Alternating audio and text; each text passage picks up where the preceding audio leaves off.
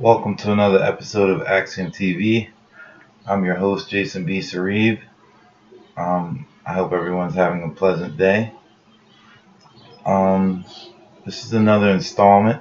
This video is another installment in our series of Say Word, and the second part to our objections in logical argument, used in logical argument. A good reason that you would like to continue to improve your vocabulary. Not only is it an aspect and a major aspect of self-growth, self-improvement, but also it helps you to speak better. Learning new words helps you to unlock other words that you may not have used previously, or as much. Other language of power that you may not use in everyday common use. You'll find that you're using them more often once you start learning new vocabulary words. Now, with that said, let's go over our 10 new terms of the week in the language of power. Our first word our first term is begging the question, also known as circular reasoning, or begging the question in terms of circular reasoning. And the definition of that is a logical fallacy in which you assume what you are trying to prove is already true. Again, begging the question in terms of circular reasoning. A logical fallacy in which you assume what you are trying to prove is already true. Our second term is half-truths. Half-truths. And that is an argument that contains evidence that is only partly true. Half-truths. An argument that contains evidence that is only partly true. Our third term is oversimplification. Oversimplification. An argument used to make simple of a very complicated issue. Oversimplification. An argument used to make simple of a very complicated issue. Our next term is poisoning the well, personal attack ad hominem. An argument that personally attacks another as to discredit the issue at hand. That's poisoning the well, personal attack ad hominem. It is an argument that personally attacks another as to discredit the issue at hand. Subsequent to that is red herring. A red herring is an argument that tends to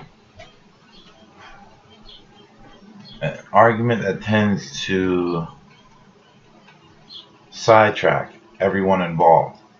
Pardon me. Red herring, an argument that tends to sidetrack everyone involved. After that, following that, we have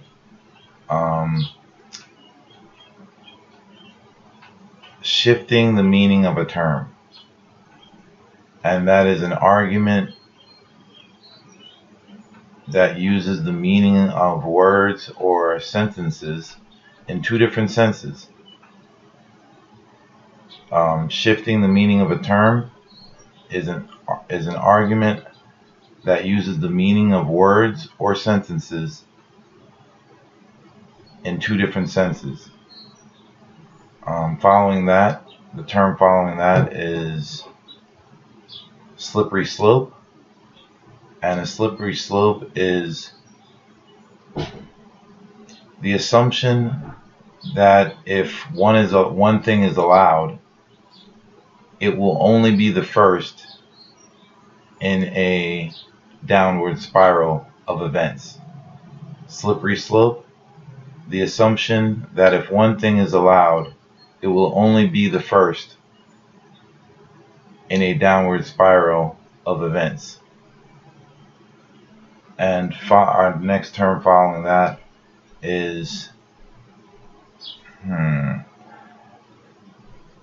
sweeping generalization, dicto simpliciter, and that is an argument based on an unqualified generalization.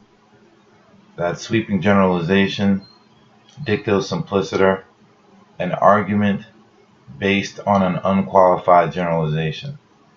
Following that, we have shameful argument, argumentum ad verecundium, and that is appealing to an authority in one field regarding something in another field in which that authority has no more standing than anyone or anything else. Again, that's shameful argument, argumentum ad verecundium, appealing to an authority in one field regarding something in another field in which that authority has no more standing than anyone or anything else. And our final term of this week, episode 12, I believe we're on, Dose, is appeal to pity, ad misericordiam. Appeal to pity, ad misericordiam. And that is defined as an argument that appeals to another's sympathy, not answering the argument. Appeal to pity, ad misericordiam, an argument that appeals to another's sympathy, not answering the argument. Okay, so that's this week's Say Word. Hope you had fun with these terms. Next week, next episode, we will return back to words. But I figured that we'd try something new and give you something else to look over other than just the words. Enjoy the rest of your week. Thank you. Salute.